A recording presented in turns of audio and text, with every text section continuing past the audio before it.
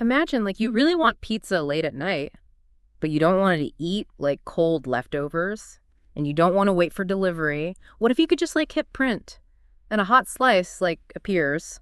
That's the potential of 3D food printing. And today we're going to, look past all the hype and really dive into how it could, like, totally change how we think about food. Totally. I think when a lot of people hear 3D printed food, Right. they think of like Star Trek or something.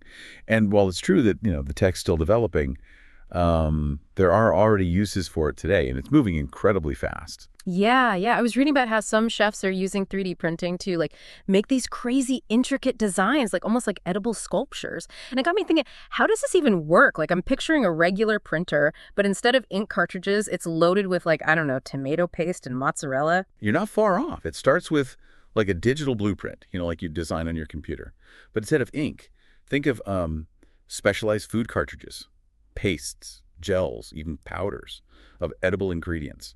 And the printer deposits these layer by layer following that blueprint to build your dish in 3 dimensions. So it's like a super precise pastry chef with a like really steady hand building a cake from the bottom up. Great analogy. That level of precision is key because it lets us control not just the shape, but the texture and even the nutritional content of each bite. We're talking about like printing a steak that's perfectly marbled with fat, or a cookie where every chocolate chip is exactly where you want it. Okay, now that is where things get really mind-blowing. Because it's not just about convenience, right? It's about, like, taking control of our food in a way we never could before. Exactly. Let's take a big concern like food waste. 3D printing could let us use ingredients like way more efficiently. Imagine a restaurant using leftover vegetables to print custom veggie patties, or someone at home using, the last bit of chicken to print a single serving instead of like throwing it out. The potential environmental impact is huge. And if we can personalize portions, that takes us to another level of, customization. I'm thinking about people with dietary restrictions, allergies. Suddenly, they're not limited to just a few options on a menu. Exactly. Imagine inputting your like specific needs, Right. gluten-free, low sodium, whatever, and the printer just like generates a meal tailored to you. No more like reading every label or worrying about cross-contamination. This could be revolutionary for, managing conditions like diabetes or food sensitivities. This is all, like, incredible. But, like, with any new technology, I'm sure there are challenges too, right? I mean, otherwise we'd all have 3D food printers on our countertops already. Right. It's not quite as easy as, just hitting print on a perfect meal. One of the biggest challenges is cost. Like those hyper-precise printers we were talking about, they're still like crazy expensive. Most people can't afford them. Yeah, makes sense. It's like the early days of, like, computers or flat screen TVs. Amazing technology, but only a few people can get it. What about the, like, ingredients? I imagine there are limits to what we can actually print. That's a big area of research. Right now, most printers, they rely on pastes, gels, and powders, things that can be extruded really precisely, getting the texture of, say, like a crunchy salad or a perfectly seared piece of fish. Still really hard. So I can't print a plate of sushi quite yet? Not yet. Though the work being done with bioprinting is like getting us closer. Imagine, instead of, farming fish, we could print edible fish fillets straight from cells. Wait, hold on. We can print meat, like, from cells. That's like something out of a sci-fi movie. How does that even, like, work? It's pretty amazing. Scientists are basically taking animal cells and culturing them. Yeah. Basically letting them multiply in this nutrient-rich environment. Then those cells are like structured, often using an edible scaffolding. And the printer builds the meat layer by layer. So no more, like, raising animals for slaughter. That's, like, huge. Not just for, what we eat, but for the environment, animal welfare, everything. It could be a total game changer. Think about like the resources to raise livestock, land, water, feed.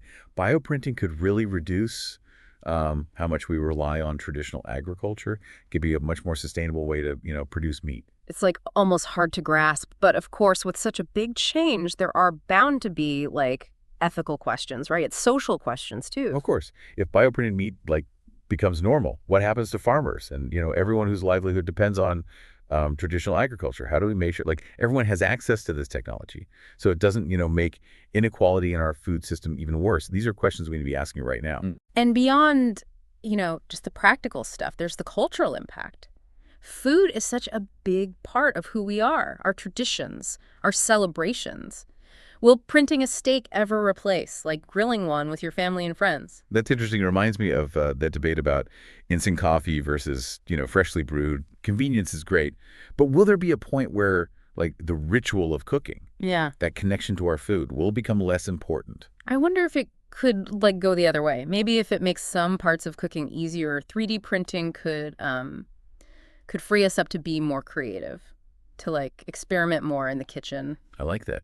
It's like this tech could be a tool, not a replacement. It could give us new ways to, experience and interact with our food. This is blowing my mind. It feels like we're, like, right at the beginning of something huge, but we're still, like, figuring out the rules, let alone how it's all going to go down. Yeah. Like, it really does feel like, we're at the very beginning of something big. It really does. Like, can you imagine telling someone like 100 years ago that we would be printing food someday? They would think we were nuts. Yeah. It makes you wonder, like, what seems impossible now that'll be totally normal for, our kids or their kids? Right? Like, imagine hospitals printing meals for each patient based on what they need to recover. Okay, now that's cool. Or astronauts on their way to Mars, like growing fresh veggies right there on the spaceship. Okay. That is seriously cool. And, like, closer to home. I can imagine, like, families using 3D printers to, make dinner less stressful. Less about, like, who's cooking and more about just enjoying the food and, like, each other's company. Right. It's exciting to think about the possibility. And, we've talked a lot about the technology and, the logistics of it all. But it's important to remember the human side, too. Right. Food is more than just, like, fuel. Yeah. It's about culture. It's about tradition. It's about creativity. Yeah, and it's funny you should say that because I was reading an article about how some chefs, they see 3D printing as, like, this amazing new tool for, like, culinary arts. Like, imagine being able to create these crazy intricate flavors and textures that you could never do by hand. Exactly. Think about how technology has already changed, like music and photography. Yeah. 3D printing could be this new tool that, like, pushes the boundaries of what's possible with food. Yeah, like, instead of replacing chefs, it's giving them, like, this whole new way to create, right? Exactly. Augmentation, not replacement. Mm-hmm. And who knows, maybe as it becomes more, common, it'll lead to people being more interested in, like, traditional cooking too. Oh, interesting. Like a slow food movement as a response to, the convenience of just printing your dinner. Oh, I could totally see that happening. Yeah. So as we, like... I think the biggest takeaway is that this isn't just some, like, niche technology. 3D food printing has the potential to, like, everything about our relationship with food, how we, make it, how we eat it. Right. Its impact on the planet, our health, even our culture. It's exciting, but also kind of, like, kind of daunting to think about what the future holds. Sure. But no matter what, it's going to be amazing to see how it all plays out. Absolutely. And for anyone listening who, wants to learn more, a good place to start is to ask yourself, what's the first thing I would print if I had a 3D food printer? It's a good question. I know. It's dangerous. I can feel, like, my imagination going wild. Thank you so much for joining us on this journey into the future of food. It's been really eye-opening. Happy to be here. Bye. It's always fun to talk about something as, endlessly fascinating as food. And to all our listeners, be sure to check out our show notes. We'll have links to some of the amazing innovations that we talked about. Until next time, happy listening.